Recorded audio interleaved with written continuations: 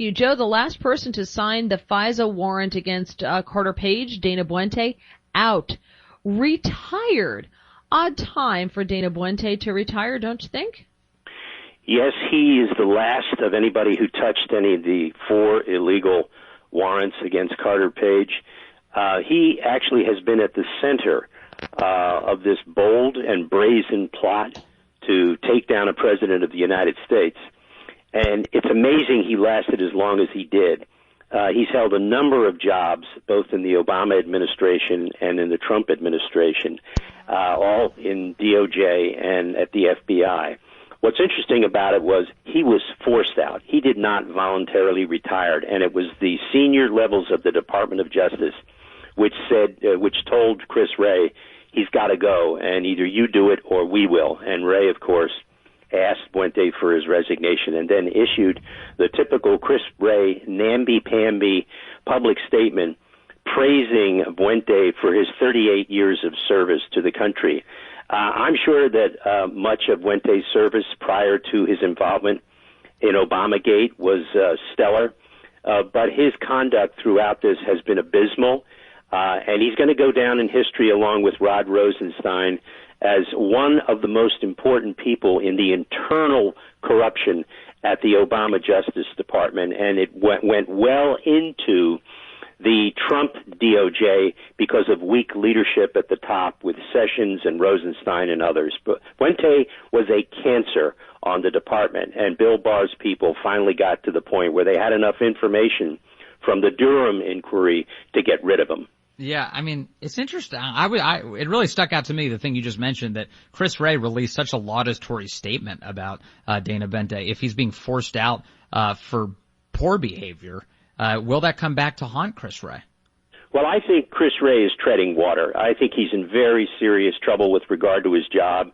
Even though Bill Barr from time to time will give tepid support to Chris Wray and say he's supporting the Durham effort, well, what the hell choice does he have other than to support the Durham effort? That's their job.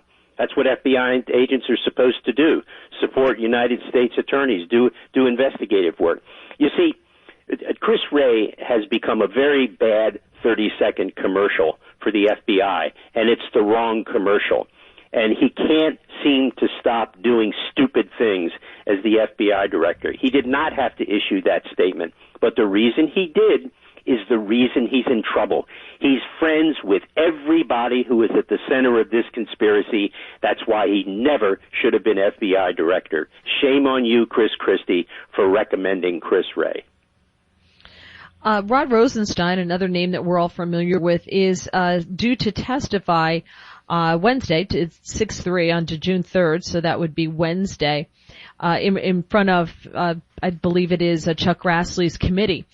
What do we expect to hear from this? Is this going to be hard-hitting? Are we going to get a lot of answers? Unfortunately, as you know, it's going to be, I don't believe it's going to be, the questioning will be from afar. I don't know how many people are going to be in the hearing room confronting him, because he is the most slippery, disingenuous, conniving official who has ever been in the Justice Department. And that's an amazing thing to be able to say throughout the history of the department. He's Rasputin. The guy is evil. He's going to come in there now. He issued released a statement on Sunday, kind of a semi-draft of his statements that even good people in law enforcement make mistakes from time to time. Make no mistake about it. Mr. Rosenstein was at the center of the plot against the president. Without Rod Rosenstein, there is no appointment of Bob Mueller. And Rosenstein was close friends with Comey and Mueller. He was in absolute fear of the senior levels of the FBI, and they controlled him. McCabe played Rosenstein like a puppet, and Rosenstein was delighted to cooperate. I really will be interested in hearing his discussion of his role in the possible invocation of the 25th Amendment. But Rosenstein is a liar and a conniver and a deceiver. I will be interested to watch his oleaginous performance this Wednesday. You know what really sticks out to me about his tenure is the fact that not only does he appoint the special counsel, but he knows for a very long time that there's no evidence linking the President of the United States' campaign to the Russians in the form of any sort of criminal conspiracy. And one of the things that really put a fine point on that for us recently is we had Acting Attorney General Matt Whitaker join us because he's on book tour now. And when we spoke with him, he said one of the first things he learned when he arrived in the office was that the Mueller investigation had yielded no evidence of collusion. And I asked him, why didn't you say anything? Why didn't you tell the American public immediately that that was the case? Because I realize you try and be quiet during these ongoing investigations, but there are occasionally exceptional moments in American history where you need to speak up, and this is one of them. Because the American public was thrown into chaos, Joe, for 3 years, and Rod Rosenstein was at the center of that. Why did he never tell us there was no evidence to support this conspiracy theory? And this is one of the problems with Matt Whitaker. Very nice guy, hail fellow, well met, always says the platitudinous right things on television. But in fact, he was part of the problem. He should have issued a statement. When you're acting, you have a lot of power, because nobody has a Damocles sword over your head. He could have started setting the record straight. He chose not to do that. Why? Another job down the road waiting for him, maybe a book deal. And lo and behold, he gets a book deal. I don't dislike Matt Whitaker, but he was the wrong guy for the job, and he failed miserably in the leadership role that was assigned to him at the time. Rosenstein is easily understandable. He was part of the plot. He was never going to say anything publicly to exonerate the president, except in instances where it was absolutely necessary to say something on the side about it. But make no mistake about it, Rod Rosenstein is part of the plot. I don't expect him to be indicted, but I do expect his conduct to be part of a speaking indictment on this matter. Joe, we have more to talk to you about. If you wouldn't mind staying with us, we would appreciate it. Love to. We're here with Joe diGenova, legal analyst, former U.S. Attorney to the District of Columbia. Joe, today is also a big day in the Michael Flynn case. Emmett Sullivan, who was presiding over the Michael Flynn case, was ordered to respond to the Justice Department's request to drop the charges against General Flynn. He has to respond by today. Have we heard anything about what his response might be? I have heard nothing. Maybe you have. No, we haven't heard a word, and I think that's actually, that's what his problem is. Who says it, how it's said, what they're going to say. I think when all is said and done, Judge Sullivan has created a monstrous problem for the court system, for himself, and given our two-track system of justice in the United States, one for Democrats and one for Republicans, he has played into the hand of the Democrats in a very partisan political way, and he has abused his office. And I think I would have removed him from this case after that outrageous statement he made about General Flynn in the first sentencing hearing. But he's going to get slapped down. Make no mistake about it. There's no power that he has to continue this case, and what he's doing is very ugly and grotesque.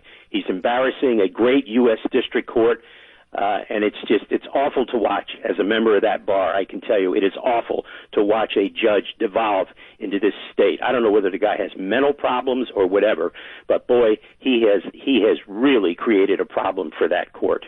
Well, speaking of people with mental problems, Adam Schiff over the weekend tweeted about the Michael Flynn transcript just released on Friday. It was declassified.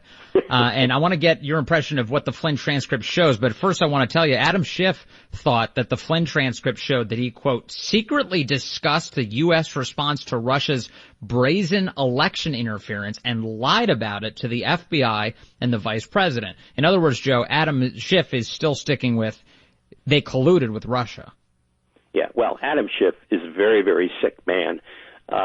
He's almost sociopathic in his desire to continue a false narrative. The man is clearly delusional.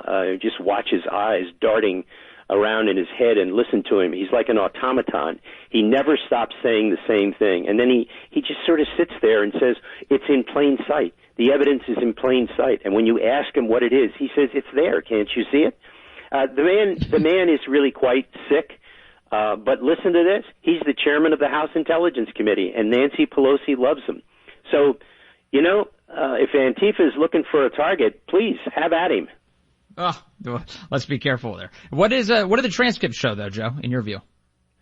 Well, there's no doubt that the transcripts are complete exoneration of General Flynn, perfectly ordinary and proper discussion of foreign policy, right. The discussion of the retaliatory actions by the Russians and the United States for the expulsion of the Russian diplomats for the interference in our election, perfectly proper. Remember, General Flynn is the interim national security advisor during the interregnum. He is a government employee at that point. He has absolute authority to talk to anybody he wants to about foreign policy or anything else. Mm-hmm. Joe, moving on to the riots, what do we make of Susan Rice yesterday on CNN with Wolf Blitzer claiming that, the Russians could be behind the George Floyd demonstrations because, you say Russians to Democrats and they automatically say, oh, it's Donald Trump. They're using Donald Trump to allow this to happen to ruin our country. Is she crazy?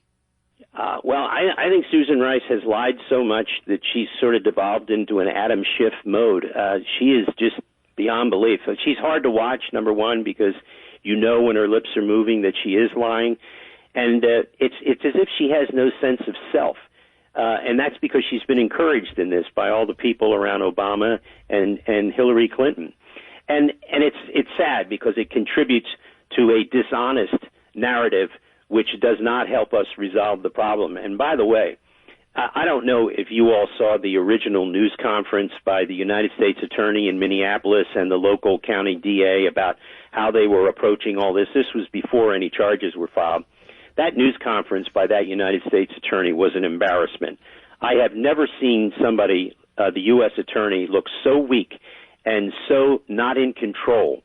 And listening to them explain things in an almost childish way about what the function of the federal government was, instead of a stern, in-control, authoritative public presence, we got pap, political pap. She sounded like the governor and the mayor. I mean, it was just unbelievable, very embarrassing. But as far as Susan Rice, I mean, I don't even listen to her anymore.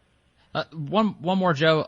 The President of the United States announced over the weekend that he wants to designate Antifa, the far-left radical group that you were mentioning a moment ago, as a terrorist organization. Andrew McCarthy over at National Review writes that this is actually a designation that's dedicated to foreign groups. In terms of force of law, we already have all sorts of things we use against domestic terrorism. So is there a meaningful distinction that's being made when the President says that? Is that just a warning that people shouldn't engage in acts of domestic terrorism?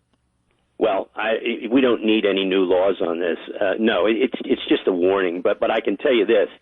We have interstate travel in aid of racketeering. We have the RICO statutes, which can be used against any enterprise. And Antifa is an enterprise. It is an organization. It can be singled out for RICO treatment, and it should be.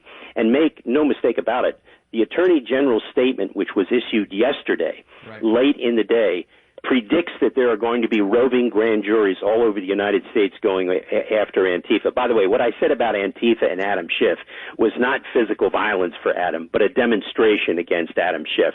I'm not suggesting that he be violated in any way. Yeah, no, thank you for that clarification. But, Antifa, given their behavior, nobody knows what could happen with them. Well, it's time for somebody to do something about them, and Bill Barr has announced he's going to. Yeah, it's about damn time. Thank you very much, Joe diGenova. Always good to have you, sir. Thanks, Joe. You bet.